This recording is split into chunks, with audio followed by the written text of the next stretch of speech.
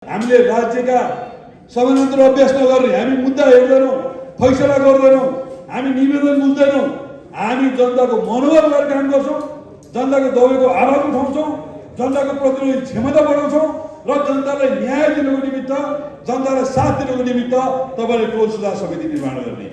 त्यसै गरी अनेरा सोम्युका भाइ बहिनीहरूलाई तपाईँले सहयोग गर्ने, अनेरा सोम्युको भाइ बहिनीहरूले डिजिटल जेनेरेसन फोर्स हामीले यो जेएनजी नामलाई फेर्नुपर्छ भन्ने हाम्रो मान्यता छ।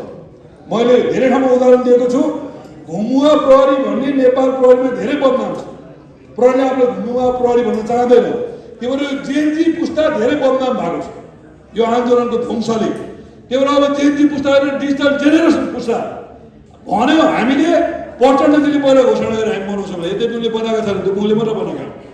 अब अनेरा सोमीका साथीहरूलाई समेटेर प्रत्येक टोल टोलमा डिजिटल जेनेरेसन फोर्स निर्माण गर्ने, यसको लागि युवा सङ्घ नेताहरूले पहल गर्ने। अब त्यो दिन सक्यो अब त्यस्तो ज्यादातिर हरकत भयो भने ती पीडितको पछाडि राष्ट्रिय युवा सङ्घ नेपाल हुन्छ, नेकपा एमाले हुन्छ, महेश बस्नेत पनि हुन्छ। यसमा एकदम स्पष्ट हाम्रो निर्देश छ।